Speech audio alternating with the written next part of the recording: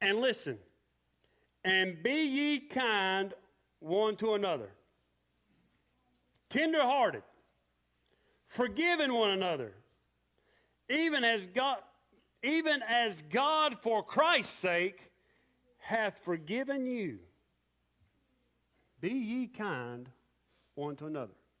I've told this story a few times this week since it happened, and it was just funny. I couldn't help it. It was one of those days. One of those days. So, I'll periodically be standing out in the middle of the hallway while all the young'uns are out in the hall going from class to class, and I'll be watching them, and they always think, who's he looking for?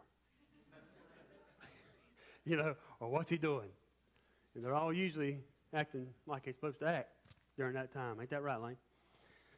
Me and Lane passed one another like 6 times the other day in 15 minutes. I said, hey, 6 times. I bet Lane's thinking, why is he following me? But I was standing at the end of the hallway the other day. I was just standing there watching young'uns go and come and do. And seen this little feller. And, man, he had all kinds of stuff in his hand. I mean, he was going from one class to another, just like this right here. And as he was going, he dropped his headphones. Headphones and something like a pencil thing, a jig.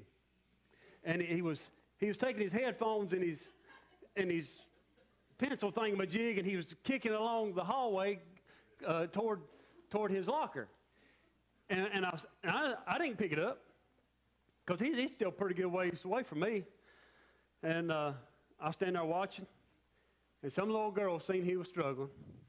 She went up and picked his headphones up, picked his little pencil thingamajig up, and put it up in his arms, in front of his chin, and he went on down the hall. Everybody cleared the hall, went to class. And I said, you know what? Acts of kindness like that need to be rewarded. Amen? You don't see enough of it anymore. You don't see enough. She's a little dark-eyed, dark-headed little girl. And I knew what kind of coat she had on. I can't call her name right now for nothing. Y'all know. Half the time I can't call yours. So I said, I'm going to wait till she goes in class. She went into class, and I walked up to her and put my hand on her shoulder. And I said, have you seen Miss Lineberry's shirt today? Miss Lineberry sitting right over here. I said, have you seen her shirt, what it says? She shook her head, no. I said, well, look at it. And Miss Lineberry turned and it said, be kind. Be kind. And I said, you see it? I said, I just want you to know how proud I am of you, how it just tickles me to death, how it does my heart good that you went and picked those headphones and that little pencil thing up and helped that guy out in the hallway. You didn't have to do it, but I think kindness that you have shown needs to be rewarded, and I want to thank you for it. And I started to walk away. And all the kids in the class said, Officer Sechrist, she don't speak English.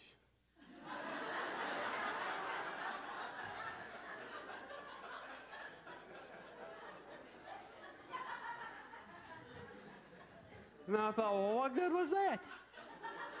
Here I was pouring this girl had pulled at my heartstrings, and I was just pouring my heart out to her that I was just proud as I could be of her. And she didn't understand a word of it.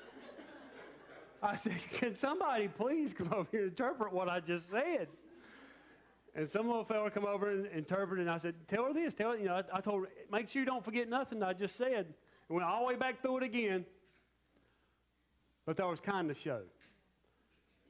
That little girl, apparently, and I know the little boy, he probably don't speak Spanish. Amen?